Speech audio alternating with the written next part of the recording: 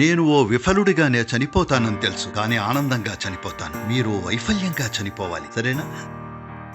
అవును, ఆనందభరితమైన వైఫల్యం. ఐఐఎం బెంగుళూరులో ఉన్న మాలో చాలామంది జీవితమంతా కనీసం ఏదో ఒక రంగంలో ఎప్పుడూ గెలుస్తూనే వచ్చాం. కానీ ఐఐఎం బెంగుళూరులో కొద్ది కాలం గడిపితే చాలు మనం సరిపోమనే భావన కలుగుతుంది. ఇతరులతో పోలిస్తే యావరేజ్గా ఉన్నామనే ఒత్తిడిని ఎలా ఎదుర్కోవాలి? ఎవరో ఇక్కడే మీరు అలా ఫీల్ అయ్యేలా చేయడం మంచిది. ఎందుకంటే ఎలాగైనా అది మీ జీవితంలో జరగచ్చు, మీ ఉద్యోగంలో జరగచ్చు, మీ కుటుంబంలో జరగచ్చు. ఎవరో ఒకరు మీరు సరిపోరని చెప్తారు. వాళ్ళు చెప్పినా చెప్పకపోయినా మీరొక విషయం అర్థం చేసుకోవాలి. మనలో ఎవరూ ఎప్పటికీ నిజంగా సరిపోం. మీకు కనుక ప్రపంచంలో ఓ పెద్ద స్థాయి ఆశయం ఉంటే మీరెప్పటికీ నిజంగా సరిపోరు. ప్రజలు నాతో, సద్గురు మీరెన్నో చేశారు, ఈ ప్రాజెక్టు ఆ ప్రాజెక్టు అంటూ ఉంటారు. నా ప్రాజెక్ట్ ఏమిటో మీకు చెప్తాను. ఎందుకంటే మొన్న నేను చాముండి కొండపైకి వెళ్ళాను. ఇది 37 సంవత్సరాల క్రితం జరిగింది. నేను చాముండి కొండపైకెళ్ళి అక్కడ కూర్చున్నాను. ఏ కారణం లేకుండా పారవస్యంతో ఉప్పొంగిపోతున్నాను. నా శరీరంలోని ప్రతి కణం విస్ఫోటనం చెందుతోంది. నాకేం జరుగుతుందో తెలియలేదు.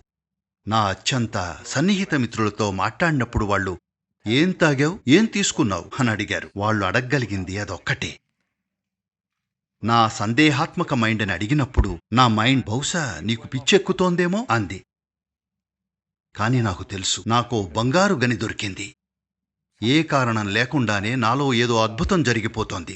నేను ఊరికే ఇలా కూర్చుంటే ఎంత పారవస్యంలోకి వెళ్ళిపోతానంటే 2 నిమిషాలు అనుకున్నది 7-8 గంటలైపోతుంది. మీరిది గమనించారా? మీరు చాలా సంతోషంగా ఉన్నప్పుడు సమయం అలా మాయమైపోతుంది.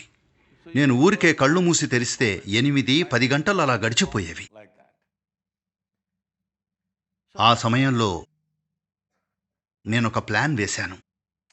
నా ప్లాన్ ఏమిటంటే, This is fantastic. If I simply sit here, ఇది అద్భుతంగా ఉంది. ఊరికే ఇలా కూర్చుంటే నేను పూర్తిగా ఆనందంలో మునిగిపోతున్నాను. అప్పుడు నేను నిర్ణయించుకున్నాను, ఆ సమయంలో ప్రపంచ జనాభా సుమారు 560 కోట్ల మంది. ఇలా అనుకున్నాను. 2.5 ఏళ్లలో ఓ ప్లాన్ వేశాను. దాన్ని ఎలా చేస్తానో ఒక ఖచ్చితమైన ప్లాన్ వేశాను. 2.5 ఏళ్లలో మొత్తం ప్రపంచాన్ని ఆనందంలో ముంచెత్తుతాను అని.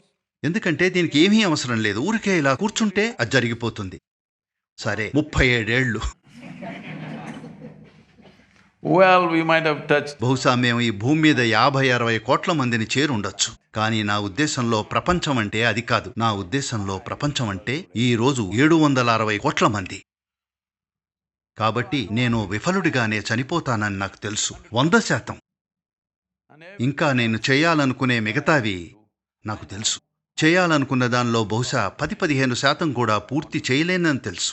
కానీ ఆనందంగానే చనిపోతాను. ఎందుకంటే ఆనందంగా జీవిస్తున్నాను, ఇంకా ఆనందంగానే చనిపోతాను. కాబట్టి మీ జీవితంలో మీరు విఫలుడిగా ఉండడం మేలు. అంటే మీ ఆశయం చాలా పెద్దదని. మీరొక విజేత అయితే మీకు జీవితం పట్ల చాలా సంకుచితమైన దృష్టి ఉన్నట్టు. విజయం అంటే ఏమిటి? నేను సాధించాను. ఏం సాధించావు? ఓ ఇంటి స్థలం కొన్నాను. అది ఒక విజయమని అనుకుంటున్నారా? నాకు ఉద్యోగం వచ్చింది, ఇంత డబ్బు సంపాదించాను. జీవితాన్ని చూసేందుకు ఇది చాలా సంకుచితమైన పద్ధతి. యువత జీవితాన్ని ఇలా చూడాలని కోరుకుంటున్నాను.